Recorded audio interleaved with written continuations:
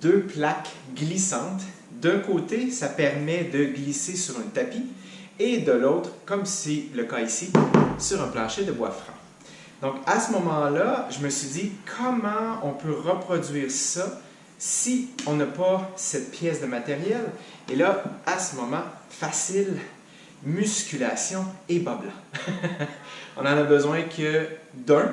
Et donc, à ce moment-là, on va avoir un côté qui va glisser pendant que l'autre va être très bien stabilisé en position sur la main au sol avec une contraction volontaire des muscles des mains. Et donc, on va s'agripper avec le sol et on va se tirer vers le plancher pour bien activer tous les muscles du corps en travail, les muscles du bras. Et à ce moment-là, on va avoir un travail complet. On veut que ce soit un travail en force de façon la plus stable possible en maintenant cette ligne la plus équilibrée possible en termes posturales. Et donc ici, j'utilise par exemple cette portion entre deux pièces, cette alcôve, et si vous n'avez pas accès à quelque chose comme ceci, vous pourriez par exemple ouvrir une porte, vous positionner comme je vais le faire à ce moment-ci, mais les deux jambes de chaque côté de la porte, et si la porte n'est possiblement pas aussi large qu'ici, pour maintenir cette largeur au niveau des hanches et maintenir cette ligne autant que possible entre articulation, cheville, genou et hanche, vous pourriez par exemple, imaginer que c'est une porte, positionner deux coussins suffisamment fermes pour reproduire ce que vous voyez ici avec cette portion entre deux pièces.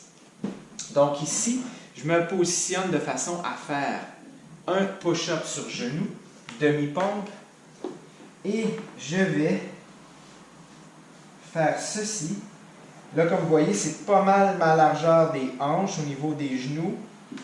Je serre fermement cette portion du mur.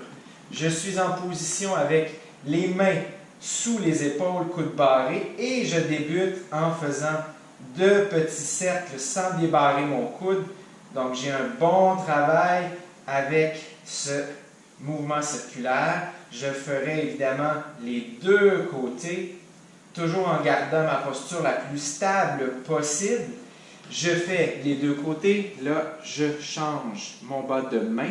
Je pourrais mettre un bas dans les deux mains pour éviter d'avoir à l'enlever et ainsi à aussi couper cette tension musculaire. Par contre, d'un point de vue sécuritaire, je préfère le faire ainsi et ressentir aussi ce travail au niveau des muscles des doigts des mains pour me stabiliser, être fermement ancré dans le sol. Et donc, là, je vais faire le deuxième côté. Donc ici, je travaille à l'articulation de l'épaule en termes de mobilité, mais je travaille aussi à stabiliser ma posture avec mon bras droit à ce moment-ci, mais également tout le long de mes abdominaux, mes muscles profonds abdominaux, tout le long du corps, jusqu'au niveau des jambes avec les muscles adducteurs, l'intérieur des cuisses, jusqu'au bout des orteils, grâce à cette contraction sur cette portion du mur. Si je veux aller un peu plus loin, à ce moment-là, toujours positionné ainsi, je vais mettre comme ceci, cette main droite pour l'instant plus basse que mon épaule, et là, flexion au coude comme pour faire une pompe.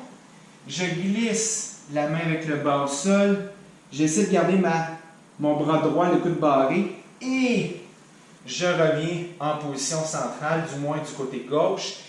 Pendant ce temps, je veux bien activer les muscles de la main, des doigts, garder ce contrôle jusqu'au niveau des muscles du dos, au niveau du corps, pour vraiment être stable, mais aussi aller chercher cette force des deux côtés dans un mouvement qui n'est pas similaire. Ça demande une bonne coordination, une bonne perception corporelle. Je le refais.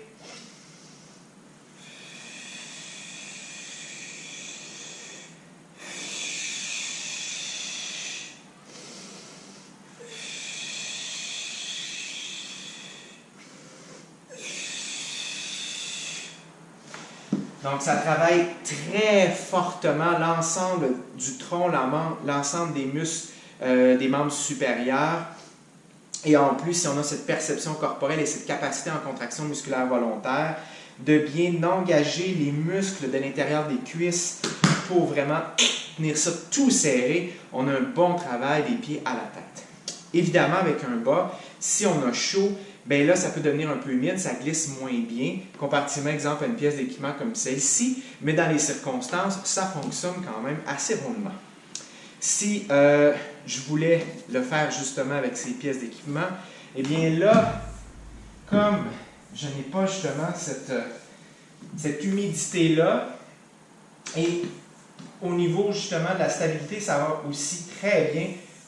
C'est facile d'aller faire des ronds comme ceci sans avoir à couper ce temps sous tension musculaire. Je peux aller faire en pompe, en glissant, en ramenant. Je peux faire encore une fois un à la fois comme ceci, glisser, tout contracter. Je peux faire les deux à la fois.